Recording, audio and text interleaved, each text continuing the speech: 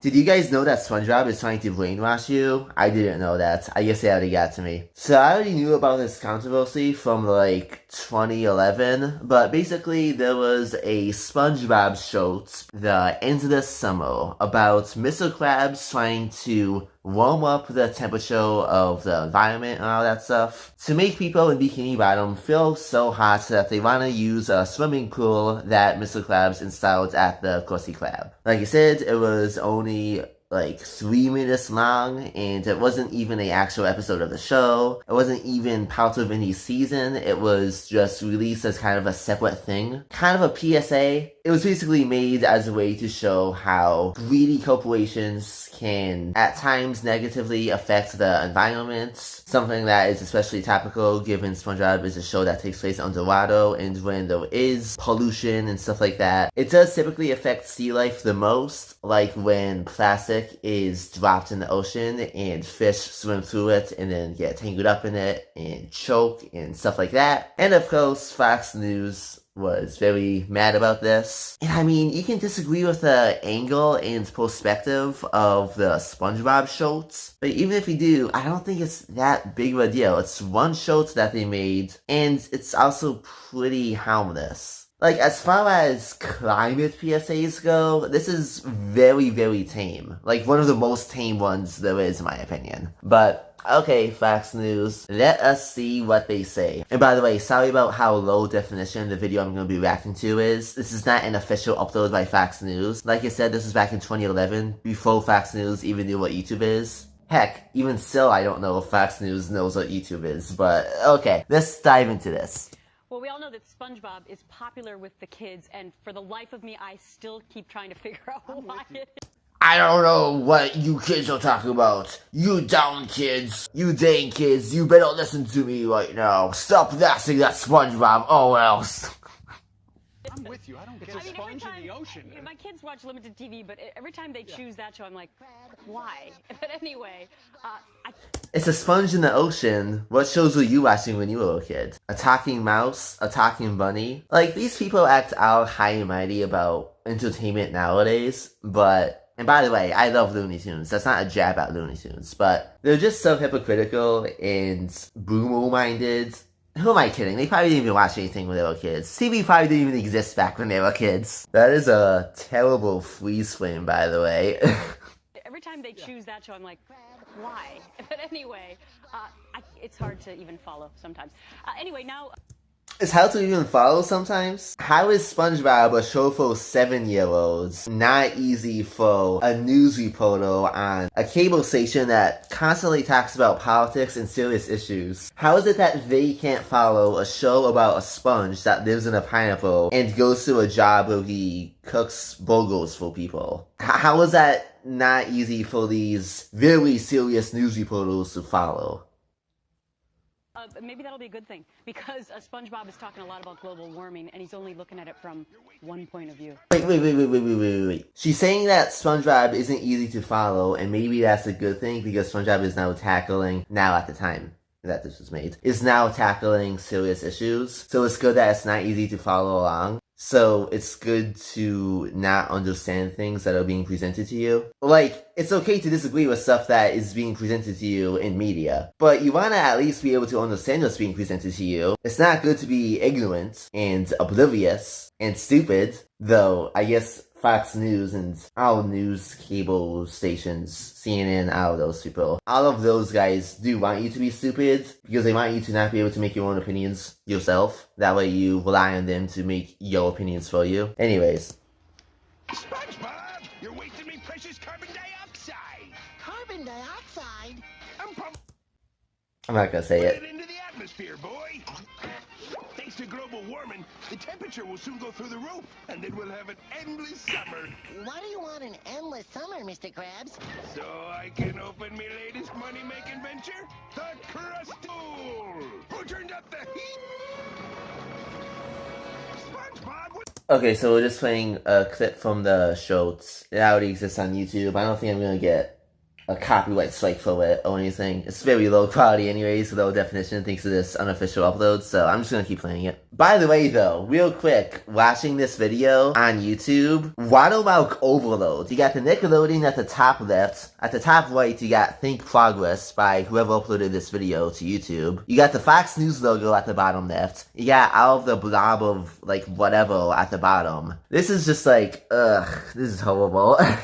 I could do better. Like, if I was uploading something to YouTube, I don't even have watermarks anymore. I used to back when I was making videos in high school because I was using a free editor that had a watermark, and then I found a different free editor that doesn't have a watermark. So I'm doing better. I am better than Fox. Why do all these news stations, like, have so much going on at all of the time? Like, you got the watermark at the bottom left, you got text at the bottom telling you news stories and whatnot, as if you're not already watching people talking about news to begin with. So why do you need all of it at the bottom too? Just do what podcasters do and just film yourself talking, and you don't need a bunch of like blob of stuff at the bottom. It's just so overstimulating. I don't know. I don't get it. I don't like the news.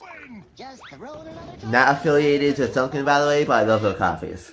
Okay, so what happened July 20th, the Department of Education invited a bunch of DC kids in, and they had this festivity, and they handed out these particular Nickelodeon books where clearly Nickelodeon is pushing a global warming agenda. And while there is no disputing the fact that And Fox News is pushing an anti-global warming science agenda. Just saying. Everyone has an agenda. In this hypothetical situation, that is. I'm not even saying that it is an agenda, but under their logic, if that's an agenda, then what they are saying is also an agenda. Anyone that disagrees with you has an agenda. That's the Fox News mindset. the Earth is getting a little warmer, the big question is it man-made, or is it just one of those gigantic climactic phases that we're going? For a while we're cold, and then we get warmer, and then we get colder and warmer. Which one is it? Your parents in bed. The science on both sides, there are a lot of scientists who say it's this, others say it's that. Right, it's unproven science, and again, this is public education system that we all pay our tax dollars for, and the SpongeBob book says that it's a man-made problem that requires human intervention. Right. They're presenting it as fact. As fact. Meanwhile, the schools there, I mean, we're talking about 14th in the world in reading, 17th in the world in science, 25th in math. So we're forcing an issue that is not yet proven. We can't even teach our kids the adequate math, reading, and science at this point. I mean, I just want to see these pamphlets, because the way that they're talking about it is a very similar way as to how they were talking about the SpongeBob shorts, making it out to seem like SpongeBob and Nickelodeon is trying to make kids be brainwashed into thinking that climate change is something you have to worry about nonstop, and it is gonna destroy everything, say, tomorrow, and you have to throw away your gas stoves and everything like that. Because, okay, there are some people on the climate change activism side that do go crazy, saying, you gotta do this, you gotta do that. And I think that is crazy. Those extremes on both sides. But my issue is they were also just making a big deal about this short that, as you just saw, isn't even something super bad or out there or crazy of a short for them to make. Mr. Krabs tries to make the ocean warmer so that people will go spend time in a swimming pool that he made. Does it have an anti-climate change message to it? Yes. But is it some big brainwashing thing that's gonna indoctrinate your kids into being a liberal and whatnot? It's a 3-minute cartoon. It's a 3-minute animated PSA, basically. One that is, like I said, very tame. About it, this was a tweet that we got. Depending on what side you're on, there is always one side. Teach your kids to think for themselves and be objective. But you don't want that. You don't even want them to think. You want them to not think. The tweet says, close the Department of No Education and let the states and families educate. Here's another one yet. Unfortunately, I'm not entirely against that idea. As parents, to teach kids to think for themselves, and ultimately that is exactly. If they tell you everything that they're learning in school, I mean, that's the problem.